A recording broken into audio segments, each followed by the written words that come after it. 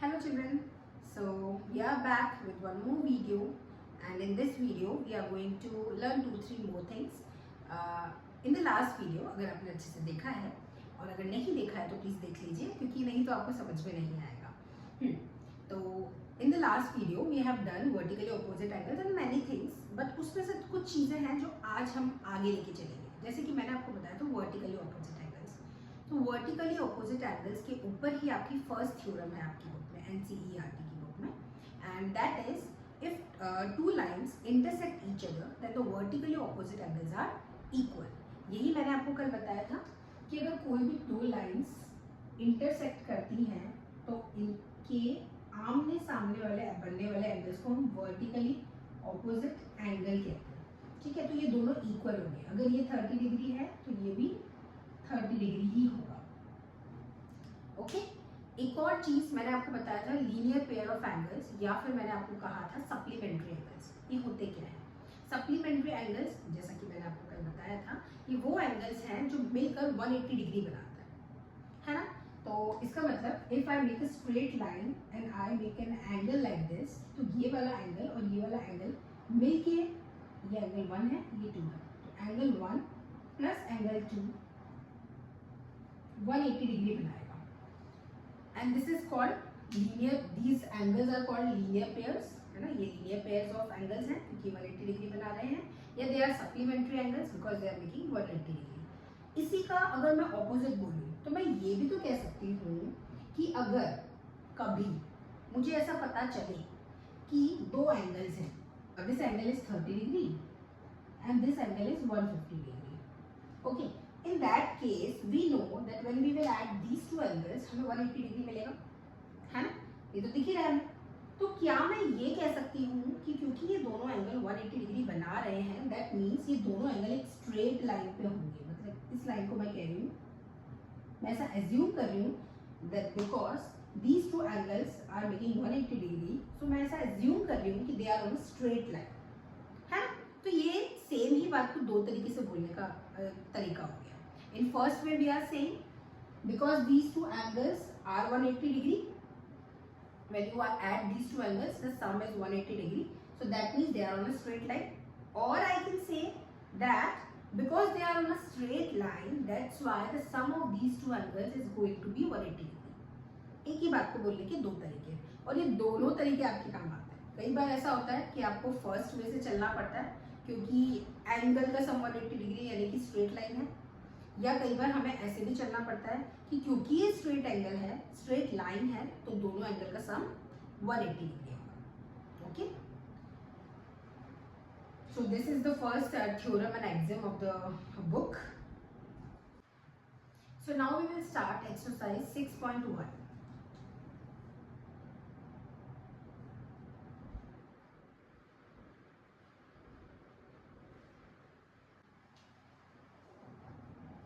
Okay, so I am ready with the first question.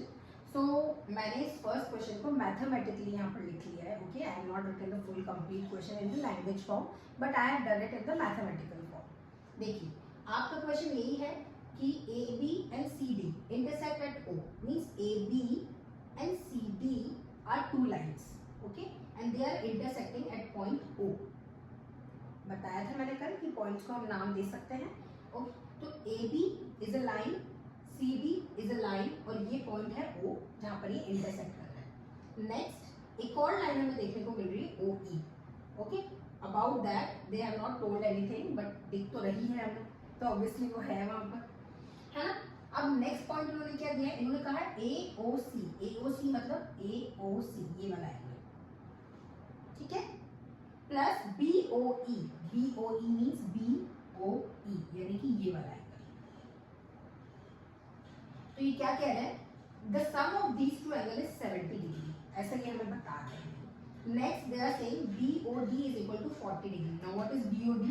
BOD that means this angle, ये वाला angle किसके बराबर है, 40 डिग्री के बराबर है. इतना हमको क्वेश्चन में दिया हुआ है ना, this is in the question. अब हमें निकालना क्या है, हमें निकालना है BOE. BOE we have to find out what is the value of BOE, and second is reflect COE. देखिए COE ये ये वाला एंगल है, बट रिफ्लेक्स आ गया साथ में। तो मैंने आपको बताया था कल रिफ्लेक्स एंगल कौन से होते हैं, जो 180 डिग्री से बड़े होते हैं, है ना, और 360 डिग्री से छोटे होते हैं। Okay, so these are called reflex angles. तो यहाँ पर क्योंकि रिफ्लेक्स आ गया तो इसका मतलब COE, ऐसे मैं समझाती हूँ, COE है, तो वो आपसे ये वाला एंगल नहीं पूछ रहे हैं, वो आपसे ये बड़ा वाला एंगल पूछ रहे हैं, ठीक है, क्योंकि उन्होंने उसके आगे रिफ्लेक्स लिख दिया है। Is it clear to you? Okay, now before starting the solution of this question, हमें कुछ चीज़ों को ढंग से करना चाहिए, कुछ चीज़ें हमें ढंग से आनी चाहिए, जैसे कि किसी एंगल का नाम कैसे देते हैं, है ना, इन सब चीज़ों को किस तरीके से लिखा जाता है, ये सारी चीज़ें अगर आपको आती हैं तो आप बहुत इजीली और फास्ट वे में कर पाएंगे, और नहीं आती है तो मैं स्लोली समझा रही हूँ।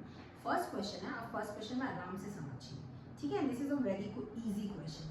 अभी तक हमने ये कॉन्सेप्ट पढ़ा है वर्टिकली ऑपोजिट एंगल का, और मैंने आपसे कहा है जब भी दो लाइन इंटरसेक्ट करेंगी तो आमने सामने वाले एंगल वर्टिकली ऑपोजिट एंगल होते हैं।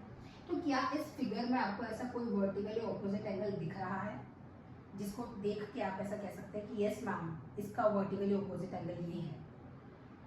अगर आप ध्यान से देखेंगे तो लाइन AB और CD इंटरसेक्ट कर रही है, और ये वाला एंगल और ये वाला angle, these are vertically opposite angle. देखो ये वाली लाइन और ये वाली लाइन, तो ये दोनों वर्टिकली ऑपोजिट एंगल है ना। तो इसका मतलब अगर ये 40 डिग्री है तो ये भी क्या होगा, 40 डिग्री। यस और नो? यस। अब आप इस वाली लाइन पे आ जाओ। इस लाइन में इन्होंने हमसे कहा था कि AOC और BOE, यानी कि AOC BOE, ये दोनों का सम कितना था, 70 डिग्री, ऐसे ही बोला था। तो अगर हम अब जानते हैं कि उन दोनों में से एक का सम 40 है, तो फिर इसका क्या होगा, 70 माइनस 40। अब ये इजी सा कैलकुलेशन तो हम कर सकते हैं, 70 माइनस 40 कितना होता है, 30। तो दैट मीन्स ये वाला एंगल जो हमें निकालना था वो कितना है, 30 डिग्री है। अब आप सोचोगे कि मैम क्या क्वेश्चन ऐसे ही करना होता है? नहीं, अभी हम सिर्फ इसका कॉन्सेप्ट समझना, अभी लिखेंगे भी इसको, ठीक है। तो देखिए यहाँ से हम चले थे, यहाँ से इसका वर्टिकली ऑपोजिट एंगल 40 हो गया। जब 40 पता चला तो हमने इस वाली इक्वेशन को यूज करके ये पता किया कि ये वाला एंगल 30 डिग्री का होगा, क्योंकि दोनों का सम 70 होना चाहिए। तो 40 में मैं ऐसा क्या ऐड करूँ कि 70 है, ऑब्वियसली 30। या अगर मैं ऐसे ना समझना चाहूँ तो मैं 70 में से अगर 40 को माइनस कर दूंगी तब भी तो मुझे पता चलेगा कि यहाँ पर क्या आना चाहिए, तो 30। तो हमारा एक प्रॉब्लम सॉल्व हो चुका है। BOE की वैल्यू हमें पता है। Now you have to find out the value of COE, ठीक है। अब इट इज वेरी सिंपल। देखिए हमने फर्स्ट जो अपनी एग्जाम पढ़ी है वो क्या है, it is about the straight line. ये हम जानते हैं लीनियर पेयर्स के बारे में। अब आप देखिए लीनियर पेयर में मैंने आपको सिर्फ 2 एंगल्स के बारे में पढ़ाया है, लेकिन क्या उसमें 3-4 एंगल्स नहीं हो सकते? हो सकता है, ओके। ऐसा कुछ नहीं है कि ओनली 2 एंगल्स आते हैं, ज्यादा भी हो सकते हैं। जैसे कि हम जानते हैं यहाँ पर कि AB is a line, AB एक लाइन है। AB अगर एक लाइन है यानी कि AB is a straight line, अगर वो स्ट्रेट लाइन है तो 180 डिग्री बनाती होगी, क्योंकि जो भी स्ट्रेट लाइन होती है वही स्ट्रेट एंगल बनाती है 180 डिग्री। तो ये पूरा एंगल जो होगा ऊपर वाला, AB के ऊपर जो एंगल है ये होगा 180 degree. That means first angle, second angle and third angle, these 3 angles are equal to 180 degree. Yes. अब हम इस चीज को कैसे कर सकते हैं? अब आप देखो ये 40 है, ये 30 है ना, और ये पूरा एंगल 180 डिग्री है। 40 प्लस 30 कितना होता है ये हम जानते हैं, वैसे तो यहाँ दे ही रखा था, ठीक है। 40 प्लस 30 होता है 70। तो अगर हम इस 70 को इस 80 में से माइनस कर दें तो हमें मिल जाएगा 0, 1 और 1, यानी कि 110। दैट मीन्स इस वाले एंगल की वैल्यू क्या है, 110।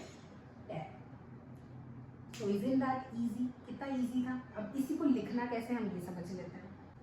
लिखते समय थोड़ा सा दिमाग सही जगह पर रखना पड़ेगा, क्योंकि अगर आपने एक भी पॉइंट गलत लिखा तो बात ही बदल जाएगी, है ना। अब देखो हम यहाँ से चलते हैं, हम बोलेंगे angle BOD is equal to angle AOC and is equal to 40 degree. ठीक है, क्या बोला हमने फर्स्ट लाइन में? एंगल BOD और AOC दोनों इक्वल है और ये दोनों किसके बराबर है 40 डिग्री के बराबर है। क्यों? बिकॉज दे आर, हमें रीजन बताना पड़ेगा है ना, क्योंकि हमारी मर्जी नहीं चल रही है, we have to tell the reason also. So the reason is because these are vertically opposite angle, ठीक है। So we can say like this because they are vertically opposite angle. Next point, now we know that these two are 30, so we have to find out the value of BOE. So from this equation we will say, from the question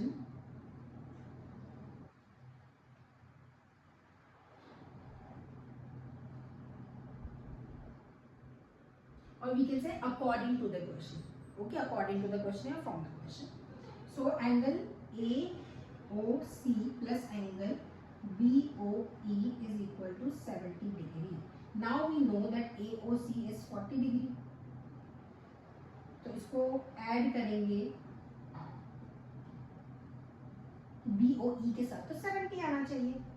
अब आप खुद ही सोचो 40 में मैं ऐसा क्या add करूँ कि मतलब 70 है, तो 30 obviously, so which means therefore BOE is equal to 30 degree. BOE की वैल्यू क्या हो गई 30 डिग्री हो गई। अगर आप चाहें तो आप इसमें एक पॉइंट और ऐड कर सकते हैं। अगर आपको पता है कि कोई भी नंबर इक्वल टू के लेफ्ट साइड पे अगर है, तो अगर उसको राइट साइड पे भेजना चाहते हैं तो उसका साइन चेंज होता है। तो यहाँ पर हम ये भी लिख सकते हैं 70 माइनस 40, तो भी 30 आ जाएगा। या आप इसको डायरेक्टली भी समझ सकते हैं कि मैं 40 में ऐसा क्या ऐड करूँ कि 70 आए, तो डायरेक्टली यू कैन राइट कि BOE 30 डिग्री है ना। तो first case is solve. Now second case, now we have to find out angle COE. So we can write, now we know